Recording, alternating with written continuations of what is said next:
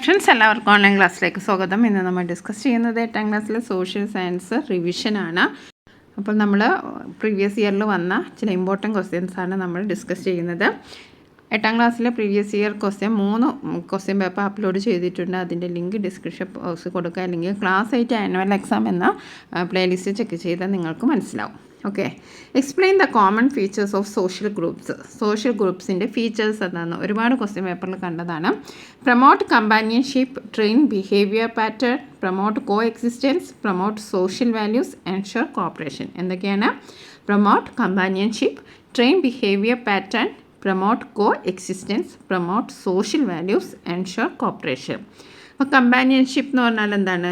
സഹജീവികളോടുള്ള സ്നേഹം അല്ലേ?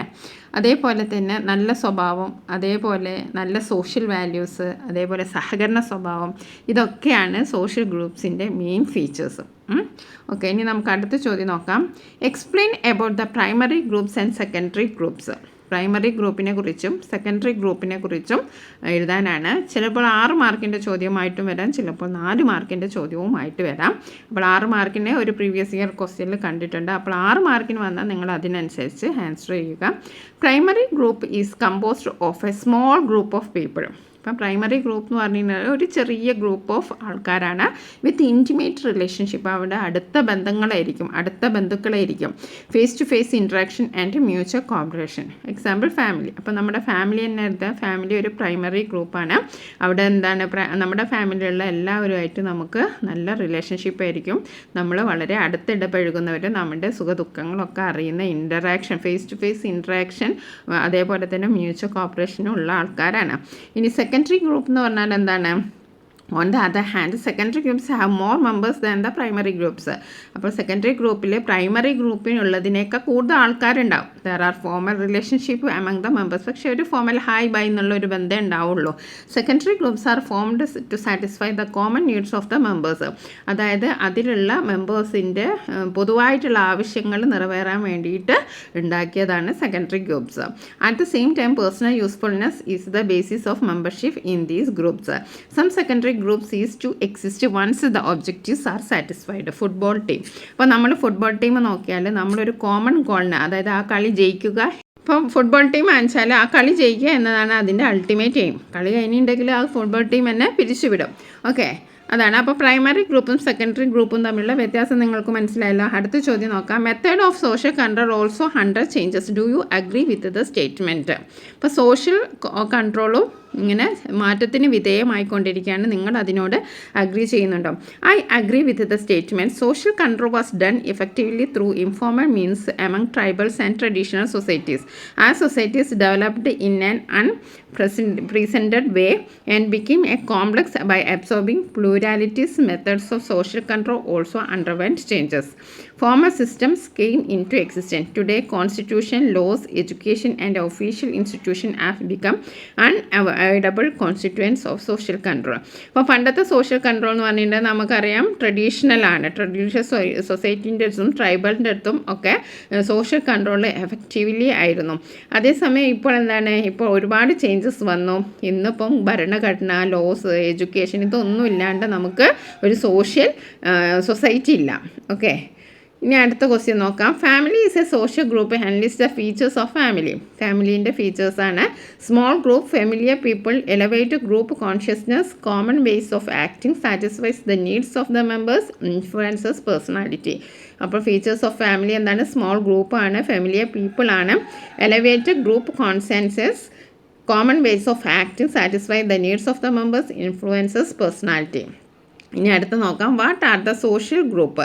Social group എന്ന് പറഞ്ഞാൽ എന്താണ്? A social group is formed when 2 or more people who communicated to each other directly or indirectly and to work together for some goals come together. ഇപ്പോൾ social group എന്ന് പറഞ്ഞിട്ടുണ്ടെങ്കിൽ when 2 or more people who communicate to each other, 2-3 ആൾക്കാർ അങ്ങോട്ടും ഇങ്ങോട്ടും ആശയവിനിമയം നടത്തുകയാണ്, അല്ലെങ്കിൽ അവർ ഒന്നിച്ച് വർക്ക് ചെയ്യുകയാണ്. എന്തിനാണ്? For some goals come together. എന്തെങ്കിലും ഒരു ലക്ഷ്യത്തിന് വേണ്ടി അവർ എന്തെങ്കിലും കാര്യത്തിന് വേണ്ടി കമ്മ്യൂണിക്കേറ്റ് ചെയ്യുകയോ അതോ അവർ ഒന്നിച്ച് പ്രവർത്തിക്കുകയോ ചെയ്താലാണ് അതിനെ നമ്മൾ സോഷ്യൽ ഗ്രൂപ്പ് എന്ന് പറയുന്നത്. Write down the behaviour patterns and you exhibit as a result of social pressure control. അപ്പോൾ സോഷ്യൽ കൺട്രോൾ കൊണ്ടുള്ള ആ ഒരു പാറ്റേൺ, നമ്മുടെ ജീവിതത്തിൽ വരുന്ന ബിഹേവിയർ പാറ്റേൺ എന്തൊക്കെയാണ്? Dress in a particular way, respect elders, obey traffic rules, discipline, obedience. ഇതൊക്കെ നമ്മളൊരു സൊസൈറ്റിയിൽ നിൽക്കുമ്പോൾ നമുക്കുണ്ടാവുന്ന ഗുണങ്ങളാണ്. ഓക്കെ, ഇനി അടുത്ത് നോക്കാം. അടുത്തൊരു ചാപ്റ്ററിനായിട്ടുള്ള ക്വസ്റ്റ്യൻസ് ആണ്. Reclamation of the wetlands will lead to several environmental problems. What are the? അപ്പോൾ വെറ്റ്ലാൻഡ്സ് ഒക്കെ നമ്മളിങ്ങനെ വയലുകളൊക്കെ മൂടപ്പെട്ടാൽ നമുക്ക് ഒരുപാട് പ്രശ്നങ്ങൾ വരും. അതെന്തൊക്കെയാണ്? Lowering of water level in wells, കിണറുകളിലെ വെള്ളം താന്നു പോകും. Floods become common in rivers even a slight rain, ഒരു നേരിയ മഴ ഉണ്ടെങ്കിൽ പോലും എന്താണ് ഫ്ലഡ് വരിക. ഇതൊക്കെയാണ് റിക്ലമേഷൻ ഓഫ് വെറ്റ്ലാൻഡ്സ്. വയലുകളൊക്കെ മൂടിയിട്ടുണ്ടെങ്കിൽ, നികത്തിയിട്ടുണ്ടെങ്കിലുള്ള പ്രശ്നങ്ങൾ എന്താണ്? Lowering of water levels in wells, floods become common in rivers even a slight rain. ഇനി എന്താണ് wetlands? What are wetlands? Wetlands are natural sinks of surface water. Paddy fields, ponds, swampy region and all low-lying regions come under the category of lowland.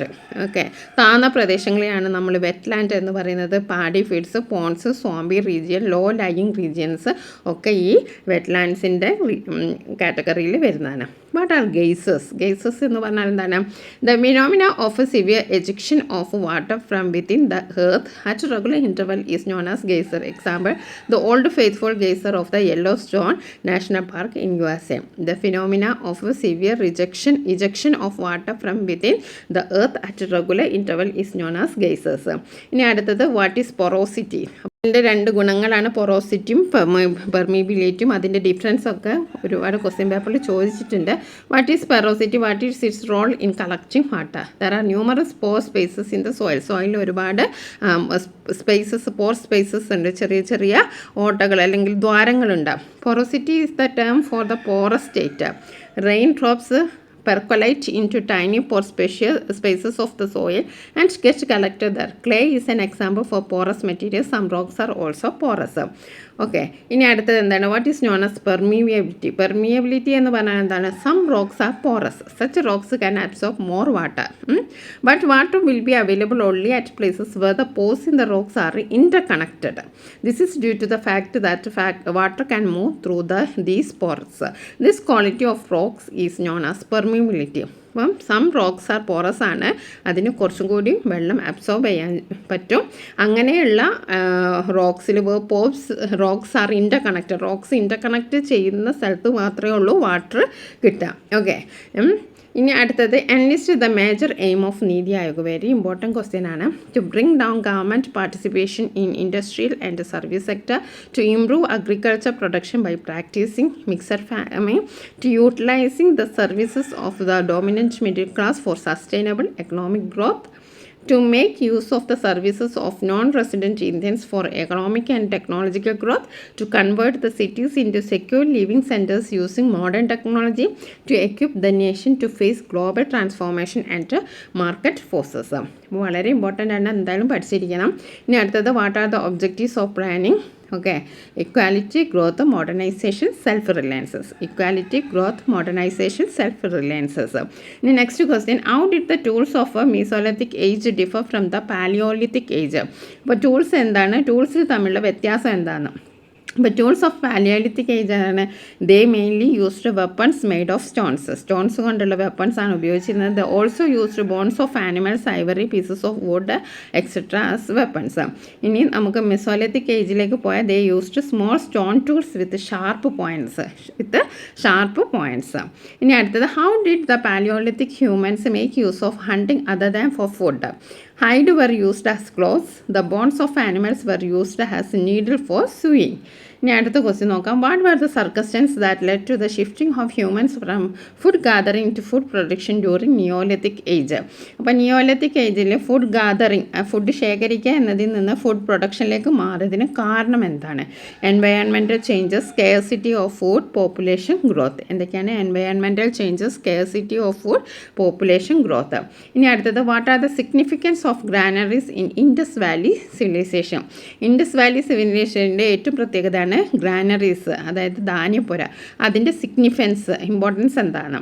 Granaries were big building with the facility to dry and store grains. ധാന്യങ്ങൾ ഉണക്കാനും അത് ശേഖരിക്കാനുമുള്ള വലിയ സൗകര്യമുള്ള big buildings ആയിരുന്നു. The surplus agriculture products were stored in the granary. കൂടുതൽ വന്നതൊക്കെ ഗ്രാനറിയിൽ സൂക്ഷിച്ചിരുന്നു. The grains collected in the form of revenue were also kept. The grains the stored were made available to the public. Such granaries are the evidence for the existence of an efficient administrative system. ഒരു efficient ആയിട്ടുള്ള administrative സിസ്റ്റത്തിന് ഉദാഹരണമാണ് ഇങ്ങനത്തെ ഒരു granary. അവിടെ store ചെയ്തിരുന്നു. അതേപോലെ അത് എല്ലാം പബ്ലിക്കിന് വേണ്ടിയിട്ടായിരുന്നു, പൊതുജനങ്ങൾക്ക് വേണ്ടിയിട്ടാണ്. ഓക്കെ, ഇനി അടുത്തത് neither the labourers nor the engineers realised that those burned bricks were the remains of great civilisation that existed centuries back. Explain. അപ്പോൾ ആരും തിരിച്ചറിഞ്ഞില്ല, എഞ്ചിനീയറോ ലേബേഴ്സോ ഒന്നും തിരിച്ചറിഞ്ഞില്ല അവിടെ ഒരു ഗ്രേറ്റ് സിവിലൈസേഷൻ ഉണ്ടായിരുന്നു. അതിനെപ്പറ്റി പറയാനാണ്. The British decided to lay a railway line from Multan to Lahore. The line was to be laid through the Indus valley, but they could not fix the railway track in the loose soil. Then the engineers noticed some burned bricks nearby. They were hard and suitable for laying the track. Later, when Sir John Marshall was the director of Archaeological Survey of India, an excavation was undertaken in 1921. It revealed that the bricks were the ruins of a great Indus Valley civilization. അപ്പോൾ എങ്ങനെയാണ് Indus valley civilisation കണ്ടെത്തിയത്? 1921 John marshal എങ്ങനെയാണ് കണ്ടെത്തിയത് എന്നതിൻ്റെ ആ ഒരു സ്റ്റോറിയാണ് ഇവിടെ പറഞ്ഞിരിക്കുന്നത്. ഓക്കെ, ഇനി അടുത്ത് നോക്കാം. What are the features of art of writing in the Mesopotamians? The Mesopotamian system of writing is called cuneiform. Cuneiform എന്നാണ് അവരുടെ റൈറ്റിംഗ് അറിയപ്പെട്ടിരുന്നത്. The script was wedge shaped. എന്തൊക്കെയാണ് ഈ സ്ക്രിപ്റ്റിൻ്റെ പ്രത്യേകതകൾ? വെഡ്ജ് ഷേപ്ഡ് ആയിരുന്നു. The are written on the smooth surface of wet clay tablets. A sharp stylus was used for writing. The tablets were then baked in the sun. Most of the tablets were related to trade. അതൊക്കെയാണ് അതിൻ്റെ പ്രത്യേകത. What are the causes of decline of Harappan civilisation? എല്ലാ question പേപ്പറിലും മിക്കതും ഇത് കാണുന്നതാണ്.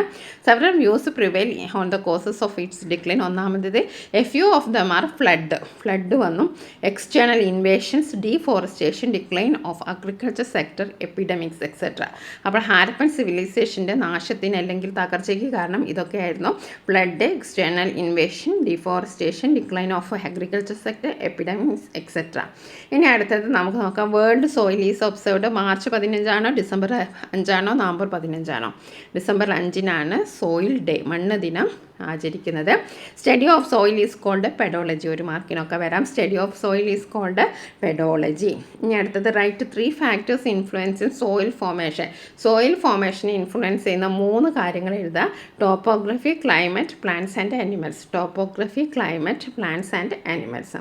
ഇനി അടുത്ത which are the factors contributed to the soil pollution? Soil പൊല്യൂഷന് കാരണം എന്താണ്?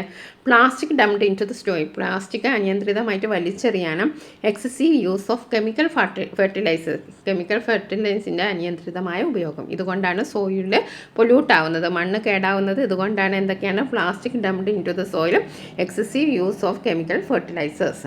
ഇനി അടുത്തൊരു 4 മാർക്കിൻ്റെ ചോദ്യമാണ്. Soil is essential to the existence of life. Explain. Soil നമ്മുടെ ജീവിതത്തിനെല്ലാം നമ്മുടെ ജീവൻ്റെ നിലനിൽപ്പിന് വളരെയധികം ഇമ്പോർട്ടൻ്റ് ആണ്. എന്തുകൊണ്ടാണ്? Nutrients from the soil used by the plants to prepare food. അപ്പോൾ ന്യൂട്രിയൻസ് ഫ്രം ദ സോയിൽ, അപ്പോൾ സോയിൽ നിന്നാണ് ഈ പ്ലാന്റ്സിന് വേണ്ട ന്യൂട്രിയൻസ് കിട്ടുന്നത്. പിന്നെ soil is required to agriculture. കൃഷിക്ക് എന്ത് വേണം? സോയിൽ വേണം. Soil is required for construction എന്ത് വേണം? സോയിൽ വേണം. ഓക്കെ, അപ്പോൾ അത് 3 മാർക്കിൻ്റെ ചോദ്യമാണ്. 3 പോയിൻറ്റ്സ് ആണുള്ളത്. Nutrients from the soil used by the plants to prepare food, soil is required to agriculture, soil is required for construction. ഇനി അടുത്ത ക്വസ്റ്റ്യൻ നോക്കാം. Write a note on soil formation. Soil ഫോർമേഷനെ കുറിച്ച് ഒരു നോട്ട് എഴുതാനാണ്. Soil is formed by prolonged process like weathering of rocks and decomposition of organic matter. അപ്പോൾ soil പെട്ടെന്നൊന്നും ഉണ്ടാകുന്നില്ല, അതൊരു നീണ്ട പ്രോസസ്സാണ്. Prolonged process like weathering of rocks and decomposition of organic matter. The factors influencing the soil formation are, അപ്പോൾ ഈ soil ഫോർമേഷന് influence ചെയ്യുന്ന ചില കാര്യങ്ങളുണ്ട്. എന്തൊക്കെയാണ്? Climate, topography, plants and animals, time and parent rock. വളരെ ഇമ്പോർട്ടൻ്റ് ആണ്. 6 മാർക്കിന് വരെ വരുന്ന ചോദ്യമാണ്. പിന്നെ എന്തൊക്കെയാണ്? ക്ലൈമറ്റ് ഉണ്ട്, ടോപ്പോഗ്രഫി ഉണ്ട്, പ്ലാന്റ്സ് ആൻഡിമൽസ് ഉണ്ട്, ടൈം ഉണ്ട്, പാരൻറ് സ്റ്റോക്ക്. അപ്പോൾ ഓരോന്നായിട്ട് നമുക്ക് നോക്കാം. Climate. Soil formation will be slow in cold environment. തണുത്ത കാലാവസ്ഥ സമയങ്ങളിലൊക്കെ ഈ സോയിൽ ഫോർമേഷൻ്റെ ഒരു സമയം കുറവായിരിക്കും, ഒരുപാട് സമയം എടുക്കും. Soil formation will be slow in cold environment. ഇനി topography. Soil will be thin along steep slopes. Plants and animals. The acid formed as a result of decaying of plants and animals cause weathering of rocks. Parent rocks. The minerals in the soil and the structure of the soil opened on the rock from which it is formed. Time. The thickness and structure of the soil depends on the time taken for its formation. അപ്പോൾ ഇത്രയും കാര്യങ്ങളാണ്. ഇനി soil depletion എന്ന് പറഞ്ഞാൽ എന്താണ്? Soil gets depleted due to the various human activities such as soil നശിക്കുകയാണ്. അതിന് കാരണം എന്താണ്? ഡീഫോറസ്റ്റേഷൻ, വനനശീകരണം, destruction of hills and unscientific agriculture activities, കുന്നുകൾ ഇടിക്കൽ, അതേപോലെ അശാസ്ത്രീയമായ കൃഷി. Man is killing soil by felling trees and tilling the land for cultivating intensely without considering the environment. പ്രകൃതിയെ കൺസിഡർ ചെയ്യാണ്ടുള്ള കൃഷികളും അതേപോലെ ലാൻഡ് കൾട്ടിവേഷനും ഒക്കെയാണ് ഇതിന് കാരണം. Which is the central part of the earth? Crust, mantle, core, upper mantle. ഏതാണ്? കോറാണ് correct answer. Which are the method of conserving soil? ഇനി നമുക്ക് ഈ സോയിലിനെ എങ്ങനെയൊക്കെ സംരക്ഷിക്കാം? Check deforestation, crop rotation, terrace farming along hill slopes, construction of check dams, contour planning. എങ്ങനെയൊക്കെയാണ് സോയിലിനെ നമ്മൾ സംരക്ഷിക്കാം? Check deforestation, crop rotation, terrace farming, construction of check dams, contour planting. ഇനി അടുത്തത്, if the upper soil is lost what will be the result? മേൽമണ്ണ് ഒലിച്ചു പോയാൽ എന്തായിരിക്കും സംഭവം എന്ന്? The upper soil is fertile. Upper soil എന്ന് പറഞ്ഞിട്ട് വളരെ ഫലഭൂയിഷ്ഠമായ മണ്ണാണ്. Fertility is essential four agriculture. ഈ ഫലഭൂയിഷ്ഠത എന്ന് പറയുന്നത് അഗ്രികൾച്ചറിന് വളരെ ഇമ്പോർട്ടൻ്റ് ആണ്. There will be barren land or upper soil. This will badly effect thousands of years are required for the formation of fertile upper soil. അപ്പം നല്ലൊരു ഫെർട്ടൈൽ അപ്പർ സോയിൽ ഉണ്ടാക്കണമെങ്കിൽ ഒരുപാട് ആയിരക്കണക്കിന് വർഷങ്ങൾ കഴിയണം. അപ്പോൾ ഫെർട്ടിലിറ്റി ഉള്ള ആ അപ്പർ സോയിൽ ഒലിച്ചു പോയാൽ വളരെയധികം പ്രശ്നമാണ്. ഇനി വാട്ട് ഈസ് റോക്ക്? റോക്ക് എന്ന് പറഞ്ഞാൽ എന്താണ്? Rock is A solid matter is made up of minerals or mineral like matters. Rock is A solid matter is made up of minerals or mineral like matters. ഇപ്പോൾ റോക്സിനെ പറ്റിയിട്ട് 6 മാർക്കിനൊക്കെ ചോദിക്കാം. 3 ടൈപ്പാണ് rocks ഉള്ളത്. Rocks are 3 types. ഏതൊക്കെയാണ്? Igneous rock. Igneous rocks are formed by the molten rock material rising through the fissures in the crust and solidifying either on the surface of the earth or within the crust itself. അതാണ് igneous rocks എന്ന് പറഞ്ഞാൽ. Granite, basalt important ആണ്. എങ്ങനെയാണ് form ചെയ്യുന്നത്? By the molten rock material rising through the fissures in the crust and solidifying either on the surface of the earth or within the crust itself. In sedimentary rocks എന്ന് പറഞ്ഞാൽ എന്താണ്? Rocks undergo weathering in course of time. The debris formed will be deposited in the lower region as layer. These materials gradually get lithified and transformed into sedimentary rocks. So ഉദാഹരണം എന്താണ്? സാൻഡ്സ്റ്റോണും ലൈംസ്റ്റോണും. ഇനി metamorphic rocks. When rocks undergo physical and chemical changes due to high temperature and pressure, metamorphic rocks are formed. Example എന്താണ്? Marble, slate. ഇനി നമുക്ക് what are the 3 organs of government of India? Government of ഇന്ത്യയുടെ 3 organs ഏതൊക്കെയാണ്? Legislator എന്തിനാണ്? To make law. Executive to executive law. Judiciary to interpret the law. ഇനി അടുത്തത് function of the president important ആണ്. Appoints prime minister and other minister. Prime മിനിസ്റ്ററെയും other മിനിസ്റ്റേഴ്സിനെയും നിയമിക്കുന്നു. Appoints chief justice and judges of the supreme court. Nominates 12 members of Rajya Sabha and 2 members of Lok Sabha. Acts as supreme commander of armed forces. Give assent to bills passed by the parliament. Declares emergency in the country if needed. Takes decision on mercy petition. ഇതൊക്കെയാണ് functions. അപ്പോൾ അതൊന്ന് നല്ലോണം ഓർത്ത് വെക്കുക. പ്രസിഡൻറ്റിൻ്റെ functions. പിന്നെ 12 മെമ്പറെയാണ് രാജ്യസഭയിലേക്ക് nominate ചെയ്യുന്നത്. അതേപോലെ 2 മെമ്പറെയാണ് ലോക്സഭയിലേക്ക് നോമിനേറ്റ് ചെയ്യുന്നത്. ആ നമ്പർ നിങ്ങളും ഓർത്ത് വെക്കുക. Okay. In അടുത്തത് function of Prime Minister. The leader of the majority party or coalition in the Lok Sabha is appointed as the Prime Minister. He has extensive power and functions. He can influence all the important decisions of the central government. For act as the leader of Lok Sabha. Lok Sabhയുടെ leader ആരാണ്? Prime Minister ആണ്. Presides over the meeting of the cabinet. Coordinates the function of the council of ministers. Informs the president of the decision taken by the cabinet. Okay, analyze the contribution of the Egyptian civilization on the basis of following hints. ഇനി Egyptian സിവിലൈസേഷനെ പറ്റി പറയാനാണ് pyramid ഉണ്ട്, art of writing, science. ഇതിനെ പറ്റിയിട്ട് explain ചെയ്ത് എഴുതാനാണ്. ഇത് 6 മാർക്കിൻ്റെ ചോദ്യമാണ്. പിരമിഡ് എന്ന് പറഞ്ഞാൽ എന്താണ്? The practice of preserving the body of dead prevailed in Egypt. A corpse preserved thus is called mummy. Pyramids were tombs where the mummies were preserved. The remain as evidence for the excessive use of labour and wealth. അപ്പോൾ ഈ preserving body, മരിച്ച ആളുടെ body അങ്ങനെ preserve ചെയ്യുന്ന ആ ഒരു സിസ്റ്റത്തിനാണ് നമ്മൾ എന്ത് പറയുന്നത്? മമ്മി എന്ന് പറയുന്നു. ആ മമ്മിയെ സൂക്ഷിക്കുന്ന ആ ഒരു എന്താണ്? ടോംസിനെയാണ് പിരമിഡ് എന്ന് പറയുന്നത്. ഇനി അടുത്തത് ആർട്ട് ഓഫ് റൈറ്റിംഗ്. അത് നമ്മൾ നേരത്തെ പറഞ്ഞു. It is known as hieroglyphics which means sacred writing. Hieroglyphics sacred writing. They used as the leaves of the plant called papyrus for writing. Okay. ഇനി അടുത്തത് science. They formulated a solar calendar. As per this calendar a year had 365 days.